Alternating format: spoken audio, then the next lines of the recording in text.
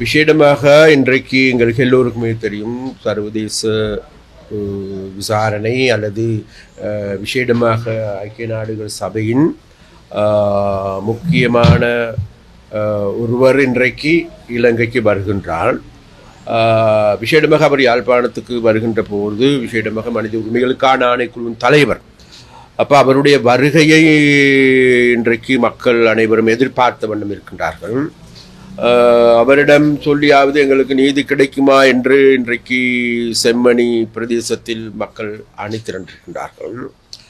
அப்போ அதன் பொழுது எங்களுடைய அரசாங்கம் என்ற வகையில், அதாவது பாதிக்கப்பட்ட மக்களுக்கு, படுகொலை செய்யப்பட்ட மக்களுக்கு நீதி கிடைக்க வேண்டும் என்பதில் எங்களுக்கு மாற்று கருத்துக்கு இடம் கிடையாது. ஆனாலும் எங்களுக்கு எல்லோருக்குமே தெரியும், எங்களுடைய தேவை என்னவென்றால் விசேஷமாக, அதாவது இந்த செம்மணி புதைக்குழிகள் மாத்திரமல்ல, கடந்த 2009 ஆண்டு யுத்த முடிவின் பொழுது பல்லாயிரக்கணக்கான மக்கள் இவ்வாறு காணாமல் போனார்கள், கடத்தப்பட்டார்கள், கொல்லப்பட்டார்கள், சித்திரவதைப்பட்டார்கள் என்பதில் எந்த மாற்று கருத்துக்கும் இடம் கிடையாது. ஆனால் இன்றைக்கு எங்களுக்கு எல்லோருக்குமே தெரிகின்றது, வேறு எதுவும் யுத்தம் முடிந்து 17 வருடங்கள் ஆகின்றது. இந்த 17 வருடங்களுக்கு பிறகு எங்களுக்கு ஏதாவது நீதி கிடைக்குமா என்கின்ற நம்பிக்கை மக்கள் மத்தியில் ஏற்பட்டிருக்கின்றது. அது மாத்திரமல்ல, எங்களுடைய அரசாங்கம் என்ற வகையில் இந்த பிரச்சனைகளுக்கு மக்களுடைய பக்கம் இருந்து மக்களுக்கான தீர்வு, அல்லது தாங்களுக்கு 17 வருடங்களாக அல்லது இந்த யுத்தத்தின் பொழுது 30 வருடங்களுக்கு மேலாக இந்த யுத்தத்தால் பாதிக்கப்பட்டு பல்வேறு இன்னல்களை சந்தித்து கொண்டிருக்கின்ற, மன குமுறல்களை சந்தித்திருக்கின்ற மக்களுக்கு அவர்களுடைய மனதை ஆற்றுப்படுத்த வேண்டிய தேவை எங்களுக்கு இருக்கின்றது, எங்களுடைய அரசாங்கத்திற்கு.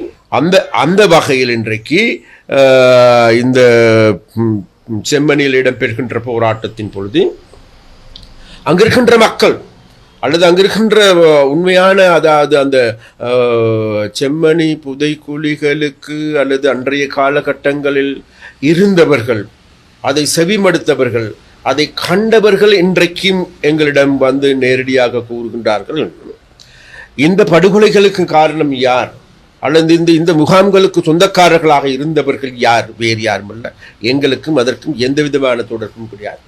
அது மாத்திரமல்ல, இன்று இந்த போராட்டங்களை முன்னெடுக்கின்ற இளைஞர்களை நாங்கள் தேடி பார்க்கின்ற பொழுது இவர்கள் செம்மணி புதைக்குழிகள் இடம்பெறுகின்ற காலத்தில் பிறந்திருப்பார்களா என்பது கூட எங்களுக்கு கேள்விக்குறியாக இருக்கும். அப்போ அந்த வகையான நபர்கள் ஒரு சிலர் இணைந்து கொண்டு இன்றைக்கு அங்கு வருகின்ற அரசியல்வாதிகளை விரட்டுகின்ற, துரத்துகின்ற நடவடிக்கை எடுக்கப்பட்டு வருகின்றது. இது ஒரு புறத்தில் கூறுகின்றார்கள், நாங்கள் அணையா விளக்கு போராட்டத்தை ஆரம்பிக்கின்றோம், அந்த போராட்டத்தில் அனைவரும் கலந்து கொள்ளுங்கள். அது மாத்திரமல்ல, இந்த போராட்டத்திற்கு ஆளும் கட்சியிலிருந்து யாருமே கலந்து கொள்ளவில்லை, இங்கு இருக்கின்ற அமைச்சர் இதில் கலந்து கொள்ளவில்லை என்று ஒவ்வொரு நாளும் இன்றைக்கு இந்த சமூக வலைத்தளங்கள் மூலமாக மக்களுடைய கருத்துக்கள் தெரிவிக்கின்றதை நாங்கள் கேட்டோம், பார்த்தோம். அப்போ அந்த வகையில் நேற்று எடுத்துக்கொண்டால், நான் நேற்று மன்னாரில் கிளிநொச்சியில் இருந்தேன். அதே போன்று இன்றைக்கு நாங்கள் அதை சென்று பார்ப்போம் என்று அவர்களோடு கலந்துரையாடுவோம் என்பதுக்காக அந்த சென்ற வேளையில் ஒரு சிலர், எல்லோரும் அல்ல, அங்கே இருக்கின்ற மக்களை பற்றி எனக்கு நன்றாக தெரியும், அந்த மக்களுடைய வேதனைகளை பற்றி எங்களுக்கு நன்றாக தெரியும். இருந்த போதிலும் கூட ஒரு சில கும்பல்கள் தாங்களுடைய அரசியல் லாபத்துக்காக இவ்வாறு செய்கின்றார்களா என்ற கேள்வி நாங்கள் மாத்திரமல்ல மக்கள் மத்தியிலும் எழுந்திருக்கிறது. அதனால் நாங்கள் ஒரு விடயத்தை கூறுகின்றோம்.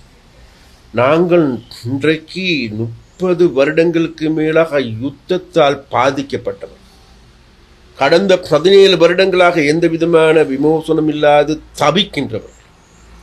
அப்ப இன்றைய காலகட்டங்களுக்கு எங்களுக்கு தேவையாக இருக்கின்றது, மக்களுக்கு தேவையாக இருக்கின்றது, இந்த நாடு ஒரு அமைதியான நாடு, குரோத மனப்பான்மைகளை தவிர்க்கப்பட்ட நாடு, அதாவது தாங்களுக்கு இடையிலே தோன்றுகின்ற தான் தோன்றித்தனத்தை இல்லாது ஒழிக்கின்ற நாடு, அபாரான ஒரு நாட்டை வேண்டி நிற்கின்ற இந்த சந்தர்ப்பத்திலேயே இம்மகாராதன் மேலும் குரோதத்தை ஏற்படுத்துகின்ற, நான் ஒரு அமைச்சராக அதில் கலந்து கொள்வது அந்த போராட்டத்திற்கு மேலும் வலு சேர்க்கின்றோம் என்றால், நாளைக்கு நாங்கள் சர்வதேசத்தில் கூட எடுத்து சொல்லலாம், இதோ எங்களுடைய போராட்டத்தின் நியாயத்தன்மையை கருதி அமைச்சர் ஒருவரும், ஆளும் கட்சியில் அமைச்சர் ஒருவரும் கூட கலந்து கொண்டார் என்கின்ற செய்தியை நாங்கள் சொல்லலாம், நாட்டுக்கு, உலகத்துக்கு சொல்லலாம். ஆனால் எங்களுக்கு அங்கு வருகின்ற விஷேடமாக எங்களை அவ்விடத்திலிருந்து அப்புறப்படுத்துகின்ற பொழுது, அங்கு இருக்கின்ற ஏனைய கட்சிகள் செல்லுகின்ற பொழுது, அப்புறப்படுத்தப்படுகின்ற பொழுது, அவர்கள் அனைவருமே எடுத்துக்கொண்டு நாங்கள் பார்க்கின்ற பொழுது, கடந்த காலத்தில் இந்த நாட்டின் அதாவது அவர்கள் மீது பல்வேறு விமர்சனங்கள் இருந்த போதிலும் கூட அவர்களும் கூட இந்த நாட்டுக்காக போராடியவர்கள், கருத்துக்களை தெரிவித்தவர்கள். இன்றும் கூட இந்த பாராளுமன்றத்திலே தமிழ் மக்களுடைய அணித்தரமான கருத்துக்களை தெரிவிக்கின்றவர்களும் கூட இந்த கூட்டத்திலிருந்து அகற்றப்படுகின்றார்கள். அவ்வாறு அகற்றப்படுகின்ற போது இதனை அரவணைத்துக் கொண்டிருப்பது யார், வரவேற்பது யார் என்று நாங்கள் தேடி பார்க்கின்ற பொழுது வேறு யார் கிடையாது. இதில் இருக்கின்ற ஒரு சிறிய கும்பல், அந்த சிறிய கும்பல் சேர்ந்து கொண்டு அங்கிருக்கின்ற மக்களை, விசேடமாக யாழ்ப்பாணத்தில் இந்த இந்த இந்த போரால் பாதிக்கப்பட்ட மக்களை ஏமாற்றுகின்ற, மக்களை வஞ்சிக்கின்ற, மக்களை தவறான இடத்திற்கு திசை திருப்புகின்ற ஒரு செயற்பாட்டை முன்னெடுக்கின்றார்கள். இதற்கு எங்களுடைய வன்மையான கண்டனத்தை நாங்கள் தெரிவிக்கிறோம். அதே நேரத்தில் நாங்கள் இன்னும் ஒன்றையும் சொல்லுகின்றோம். இந்த செம்மணி புதைக்குழிகள் மாத்திரமல்ல, நாடு முழுவதும் இவ்வாறான புதைக்குழிகள் இருக்கிறது. எங்களுடைய சகாக்கள், எங்களுடைய தலைவர் ரோகண விஜயவீரா உள்ளிட்ட 60,000 பேருக்கும் அதிகமானவர்களை கொண்ட நிலைமைகள் இந்த நாட்டில் காணக்கூடியதாக இருக்கும். அனைத்து இடங்களிலும் புதைக்குழிகள் புதைக்கப்பட்டிருக்கின்ற பிணங்கள் இன்னமும் கூட அவர்களுடைய ஓலங்கள் இன்னைக்கு ஓய்ந்த பாடில்லை. முழு நகரும் அந்த நிலைமைக்கு உள்ளாயிருக்கணும். அதனால் அந்த வேதனை என்னவென்பது எங்களுக்கு தெரியும். அந்த வேதனைக்கு அதற்கு பரிகாரமாக தேடிக்கொள்ள வேண்டியது என்ன? நாங்கள் சொல்லுகின்றோம், எங்களுடைய சகாக்கள் கொல்லப்பட்டிருக்கின்றார்கள், எங்களுடைய தலைவர்கள் கொல்லப்பட்டிருக்கின்றார்கள், எங்களுடைய சகோதரிகள் மனப்பங்கப்படுத்தப்பட்டிருக்கின்றார்கள். இங்கிருக்கின்ற இசைப்பிரியாக்கள் போன்று, மட்டக்களப்பில் இருந்த கோணேஸ்வரிகள் போன்று, இவ்வாறான இங்கிருக்கின்ற கிருசாந்திகளை போன்று ஆயிரக்கணக்கான கிருசாந்திகள், ஆயிரக்கணக்கான கோணேஸ்வரிகள், ஆயிரக்கணக்கான இசைப்பிரியாக்கள் தென்னிலங்கையிலும் இதே நிலைமைக்கு உள்ளாக்கப்பட்டிருக்கிறார். அந்த வேதனையை அனுபவித்த ஒரு இயக்கம் என்ற வகையில், அந்த வேதனையில் எங்களுடைய சகாக்கள் என்ற வகையில் மக்களுக்கு நீதி கிடைக்க வேண்டும் என்பதில் மாற்று கருத்து கிடையாது. அப்ப அந்த கிருசாந்திகளுக்கு நாங்கள் உண்மையான அஞ்சலி செலுத்துவதாக இருந்தால், அவர்களுக்கு நீதி கிடைக்க வேண்டும் என்றால், இசைப்பிரியாக்களுக்கு நீதி கிடைக்க வேண்டும் என்றால் வேறு எதுமல்ல, இனிமேல் இவ்வாறான ஒரு அநீதி இலங்கையில் ஏற்படாத வகையில் பார்த்துக் கொள்வதுதான் அவர்களுக்கு நாங்கள் செய்கின்ற வீர வணக்கமாகும். அந்த வகையில் நாங்கள் எங்களுடைய அரசாங்கம் இன்றைக்கு இந்த நாட்டின் இனவாத மதவாத மக்களை இன ரீதியாக பிரிக்கின்ற, பிரதேசவாத அரசியல் ரீதியாக பிரித்து ஆளுகின்ற நிலைமைக்கு இன்றைக்கு நாங்கள் முற்றுப்புள்ளி வைக்கின்ற திசையை நோக்கி நாடு நகர்ந்து கொண்டிருக்கின்றது. அது மாத்திரமல்ல, இந்த நாட்டில் நம்பிக்கை இழந்திருக்கின்ற, யாழ்ப்பாணத்தில் இருக்கின்ற இளைஞர் யுவதிகளுக்கு நம்பிக்கை ஏற்படுத்துகின்ற அபிவிருத்தி திட்டங்களை, நாங்கள் பாரிய வேலை திட்டங்களை முன்னெடுக்கின்ற அரசாங்கமாகும். அந்த வகையில் இந்த நாட்டில் இன்றைக்கு எங்களை இந்த ஒரு சிறு கும்பல் சேர்ந்து கொண்டு எங்களை அந்த இடத்தில் இருந்து அப்புறப்படுத்தினாலும் கூட நாங்கள் மீண்டும் சொல்லுகின்றோம், எங்களை விரட்டியவர்களையும் கூட, எங்களை பேசியவர்கள் ஒரு சில கும்பலையும் கூட அரவணைத்துக் கொள்ளுகின்ற பண்புடையவர்கள் நாங்கள்.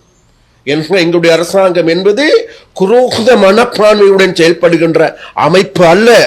அவ்வாறு குரோதமான மனப்பான்மையில் நாங்கள் செயல்பட வேண்டும் என்றால், நான் ஒரு கேபினட் அமைச்சராக எனக்கும் தேவையாக இருந்திருந்தால் அவ்விடத்தில் எங்களுடைய போலீசார் பாதுகாப்பு படைகளையும் அணிதிரட்டி கொண்டு அவ்விடத்திற்கு சென்றிருக்க முடியும். அதே நேரத்தில் அங்கு வன்முறை ரீதியாக செயல்படுகின்ற ஆட்களுக்கு எதிராக நடவடிக்கை எடுத்திருக்க முடியும். ஆனால் அந்த நடவடிக்கை பற்றி நாங்கள் சிந்திப்பது கூட கிடையாது. ஏனால் எங்களுக்கு நம்பிக்கை இருக்கிறது, நான் தனி மனிதனாக வந்தேன் இடத்துக்கு. நான் வருவதற்கான காரணம் வேறு எதுவுமல்ல, யாழ்ப்பாணத்தில் இருக்கின்ற மக்கள் இன்றைக்கு எங்களை யார தழுவி கொண்டிருக்கின்றார்கள்.